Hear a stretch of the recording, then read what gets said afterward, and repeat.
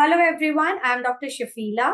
Welcome to Sessions on Environmental Studies provided by IGNOTOS. So let's start with the first question of session 96.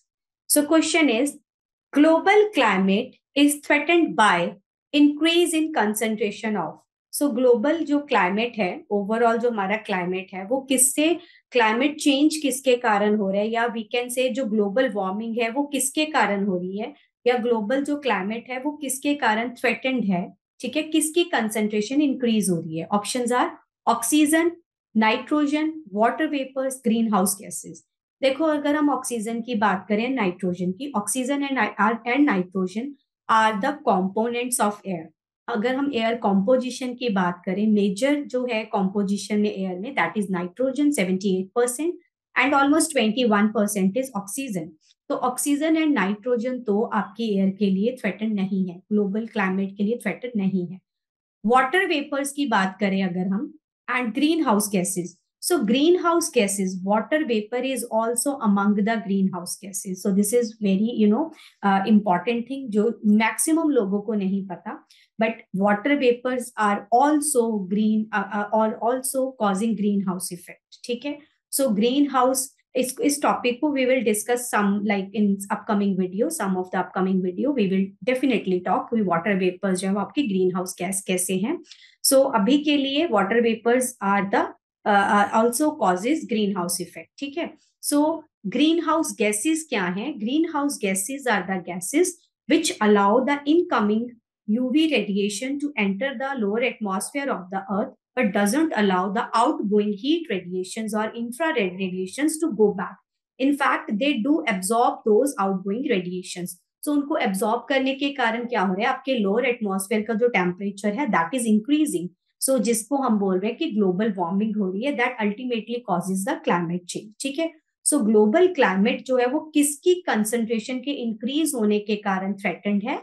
It is because of the green house gases and water vapours also are responsible for causing green house effect. ठीक है, so answer is basically D. So question number 2, ozone layer above earth atmosphere prevent, ये क्या करती है? Ozone layer हमारे अर्थ के atmosphere में क्या करती हैं? ठीक है, so it prevent infrared radiations from sun, infrared rays reflected from earth from escaping earth's atmosphere, it prevent ultraviolet radiations from sun या reflect back radio waves.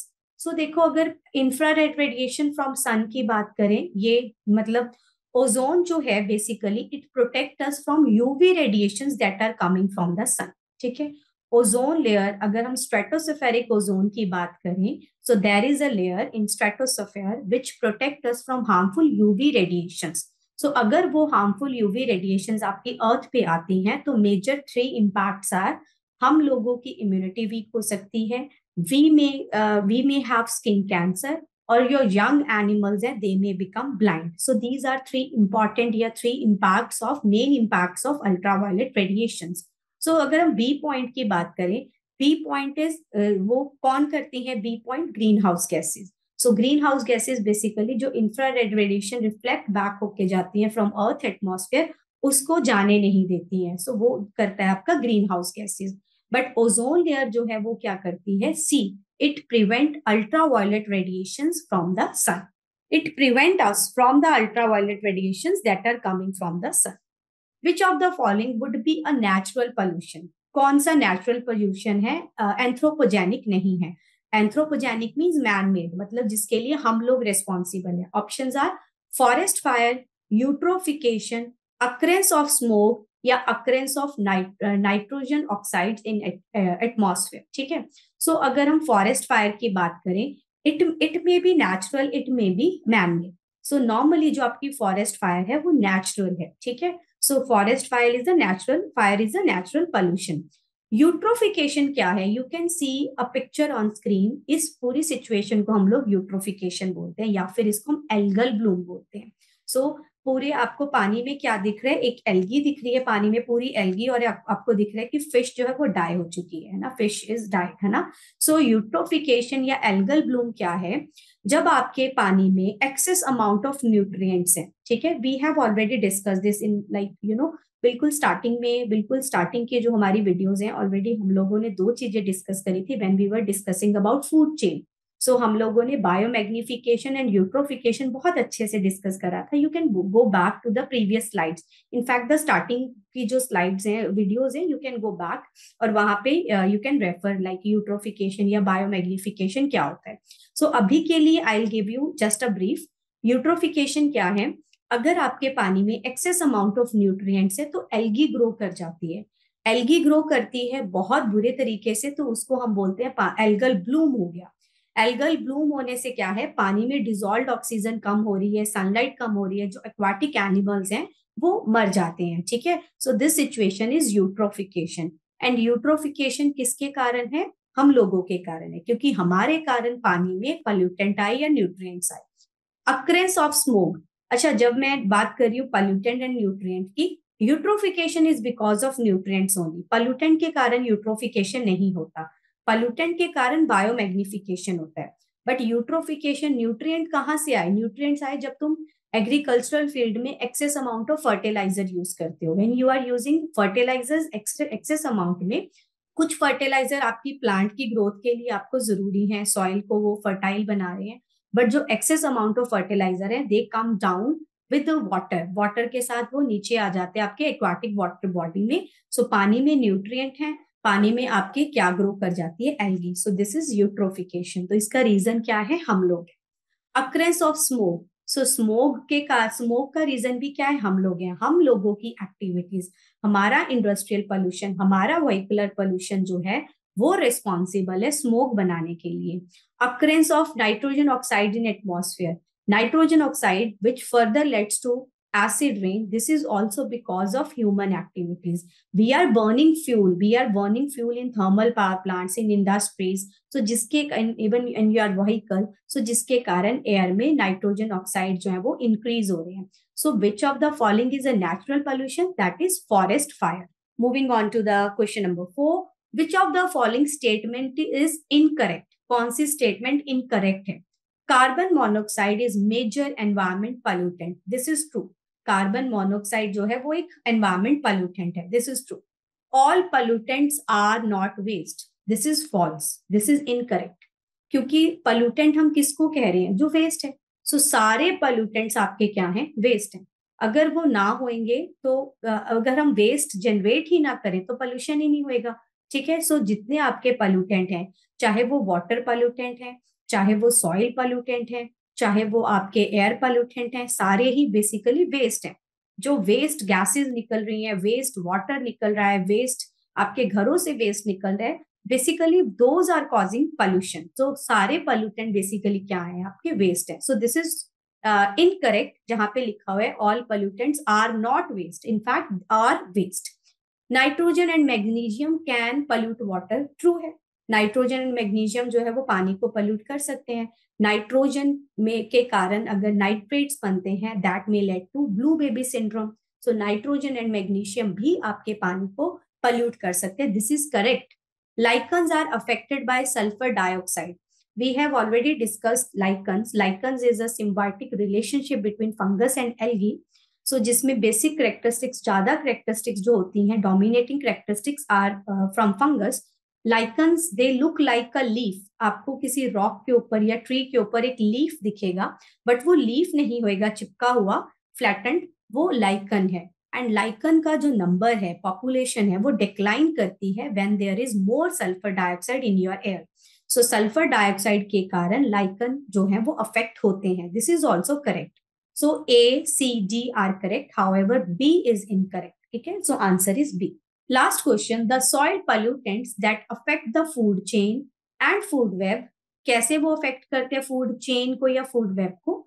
By killing micro organisms and plants. मतलब वो soil में कुछ ऐसे pollutant हैं जो soil के अंदर माइक्रो ऑर्गेनिजम्स हैं या प्लांट्स हैं, उनको किल कर देते हैं। उनको किल करेंगे तो हमारी फूड चेन या फूड वेब जो है वो अफेक्ट होएगा। सो ऐसे कौन से पोल्यूटेंट हैं? Options are pathogens. पैथोजेंस क्या होते हैं? Pathogens are the disease causing bacteria, only bacteria, ठीक है।